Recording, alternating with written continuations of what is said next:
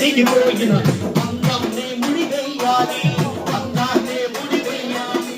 చేను శలక చెట్టు చేమ నిండుగా ఉంటే అందం, చేను శలక చెట్టు చేమ నిండుగా ఉంటే అందం.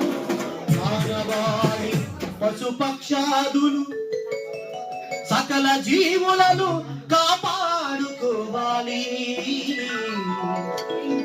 కాలుష్యానికి దూరంగా మానవ మనుగడ కొనసాగించాలి. కాపాడుకుందా కాపాడుకుందా జీవకోటి వైద్య